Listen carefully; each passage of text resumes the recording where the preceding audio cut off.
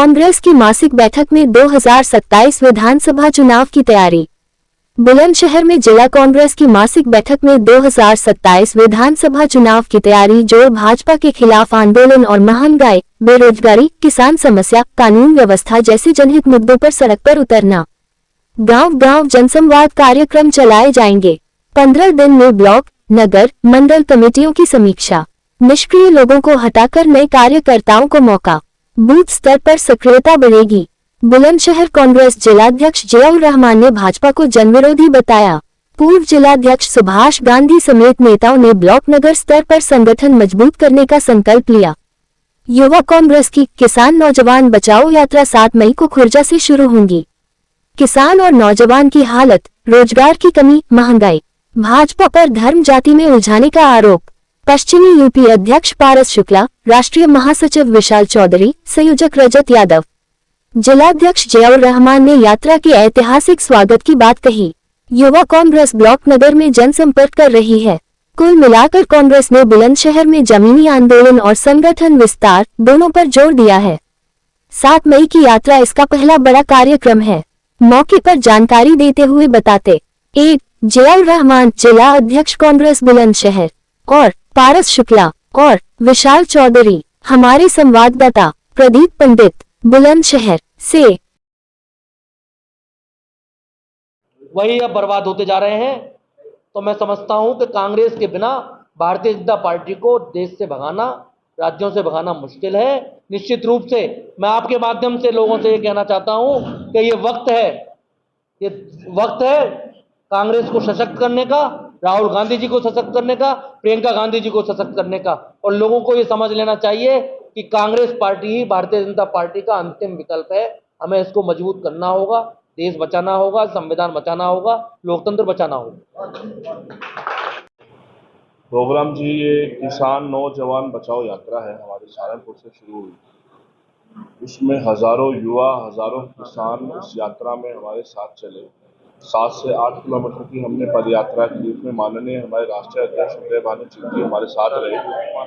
दूसरे दिन हमारी यात्रा मुजफ्फरनगर पहुंची। मुजफ्फरनगर पहुंचने के बाद हमारी यात्रा को 500 मीटर चलने के बाद वहां रोक दिया गया। हम रात के 11:30-12 बजे तक हम धरने पर बैठे। फिर भी जो हमारे साथी थे उनको वहां से उन्होंने भेजा। फिर नेक्स्ट टाइम हमने जब भी सोचा कि मुजफ्फरनगर हम यात्रा निकालेंगे, वहां पर उन्होंने रोकने का काम। फिर हमने बागपत और बड़ौद तक हमने यात्रा निकाली। फिर कल हमने गाजियाबाद में यात्रा निकाली। आज हमारा विश्राम का दिन है और आज हमारी यहाँ पे बुलंदशहर में क्या लाभ मिलेगा इस यात्रा से? देखो, यूएस ट्रेड किसान आपसे जुड़ा है हमारा। हम जिस जिले में जा रहे हैं, हमारा सुबह का प्रोग्राम रहता है कि किसानों से इंटरेक्शन। उसमें हमारे साथ हर एक चौपाल के अंदर 100 से 150 किसान, जो आपने देखा होगा नोएडा में भी 10 साल से आंदोलन चल रहा है भूमि अधिग्रहण का, वहां भी हम कल पहुंचे। हमारे साथ हजारों किसानों ने समर्थन दिया। किसान कांग्रेस, सेवा दल, कांग्रेस पार्टी, जितने भी संगठन है कांग्रेस के इंटैक्ट और भी संगठन है, वो भी हमारे साथ जुड़ रहे हैं। तो किसानों ने और युवाओं ने बहुत समर्थन दिया है। साथ में जो उत्तर प्रदेश के अंदर पेपर लीक हो रहे हैं, बच्चे अपने भर्ती के फॉर्म भर रहे हैं, आप पेपर देने के बाद वो पेपर लीक हो रहे हैं, युवा हमारे साथ जुड़ रहे हैं।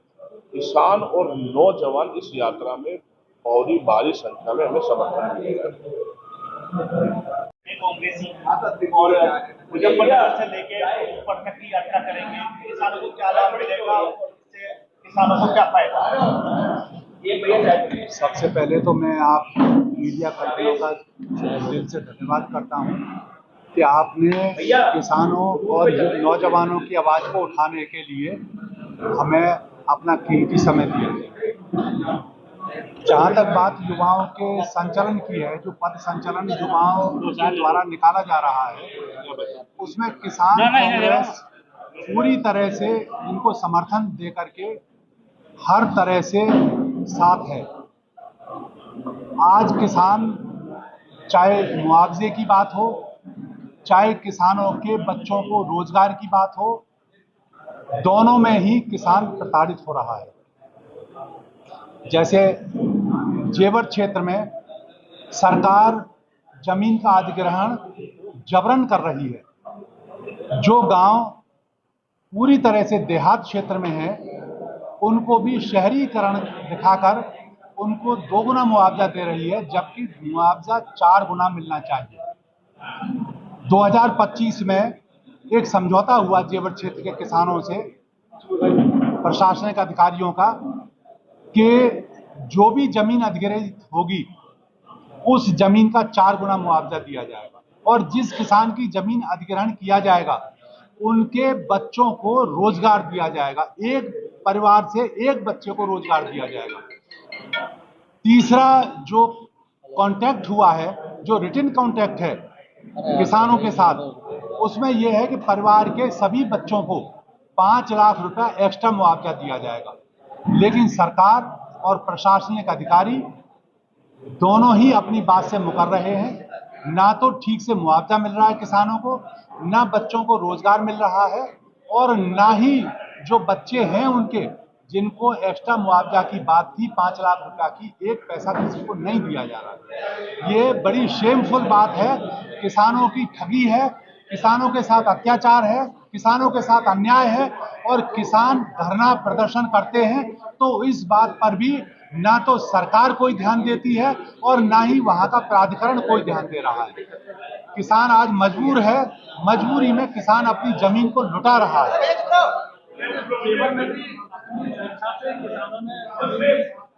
और सर्किल रेट से 4 गुना भी किसानों को मुआवजा दिया।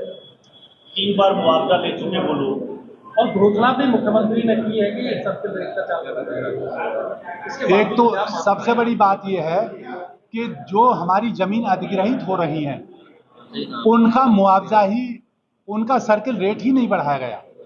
बहुत थोड़ा मामूली रेट बढ़ा करके जमीनों को 4 गुना मुआवजा दिखा करके जमीनों को हड़प किया जा रहा है, और बड़े बड़े सेठ साहूकारों को जमीन को दिया जा रहा है।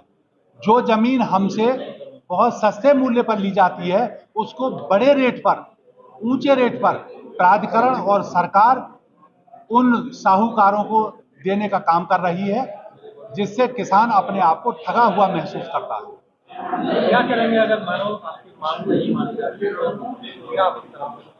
जनता के पास केवल एक ही विकल्प होता है, शांतिपूर्ण ढंग से धरना प्रदर्शन और अपनी बात को सरकार तक पहुंचाने का काम करना। और कभी कभी जब किसान आक्रोशित हो जाता है तो किसान कभी कभी आक्रोश में भी धरना प्रदर्शन करता है, चाहे वो पुलिस से टकराव हो, चाहे शासन से टकराव हो, चाहे प्रशासन से टकराव हो। जब लगता है किसान को कि हमारे साथ ठगी हो रही है तो किसान जरूर इस आंदोलन को उग्र करेंगे।